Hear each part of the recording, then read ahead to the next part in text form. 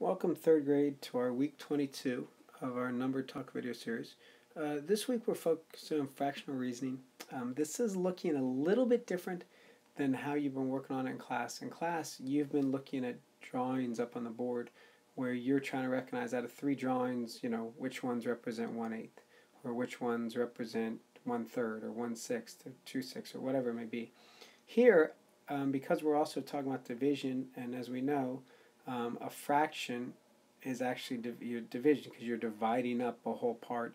You're dividing up a whole thing into parts. So you take some a whole, make it into parts. So that's why we've done it the way I've done it. So it's to support the learning opportunity from number talks, but it's also supporting what's ultimately you're doing in the classroom with division. Also this week, you do have a challenge problem. It's a critical problem. What I mean by that is there's not necessarily math involved per se. It just allows you to think critically and logically to solve the problem. Please make an honest effort to solve that. It'd be greatly appreciated. So let's look at this. So we say draw lines to represent how you could share with 8 people. So if we imagine this rectangle represents some brownies we made, and we're going to cut these brownies up. Well, we could cut right down the middle, and then we break this up. So when we're all said and done, we have 8 total parts. It's 8 equal parts. And then they ask us to shed in 3/8 of it. We could do that. So that's one option. Maybe we think about it differently. Maybe we say, hey, we're going to break it up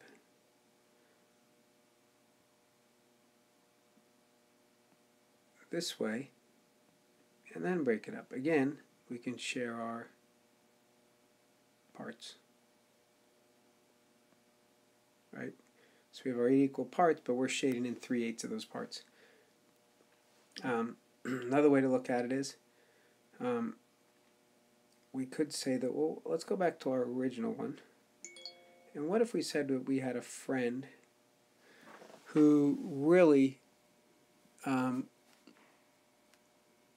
likes triangles?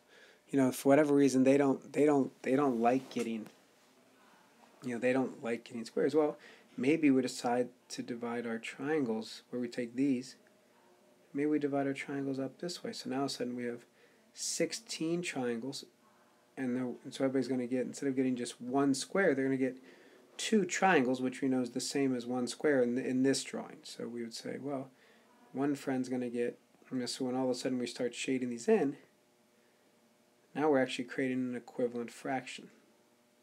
Because we know 3/8 is the same as 6/16. Now, we also have a situation, maybe let's go back and let's continue with the triangles. Maybe we say, well, hey, we really want triangles. But to make those triangles, we're going to make the triangles a little bit differently. So now we're just going to, we know we want each person to have one triangle, because each triangle, in theory, in my drawing, I know it's not perfect, each drawing allows us to say that our shaded in part would be 3/8. So those are just some ways we could divide up this evenly with 8 people. Again, just thinking about it as not just as a fraction, but also thinking about how fractions relate to division. On the bottom, let's imagine we're sharing with 6 people, and it's a pizza pie, or an apple pie, or a cherry pie, or whatever pie you want it to be, and you have 6 people. Well, we could go back and say, well, hey, we're going to divide this up into 6 parts, and we could do it that way. Nothing wrong with that at all. That's actually a good strategy. Another way we could say, well, it goes back to that equivalent fraction situation where we could say, well, okay, what if we did this? So there's our 6, but what if we made it into 12 slices, and everybody got 2 slices? So here, if we share with 6 people here, everybody's only getting 1 slice, because that's 1/6 of our pie. Here, everybody would get 2 slices, which is 2 12s, and we know 1/6 is the same as 2 12s. Okay, just another way to think about it.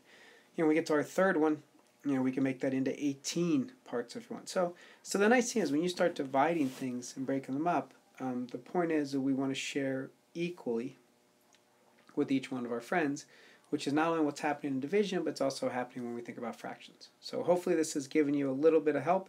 Again, if you have any questions, please ask your teacher, ask myself, and have a great week, guys. Thank you.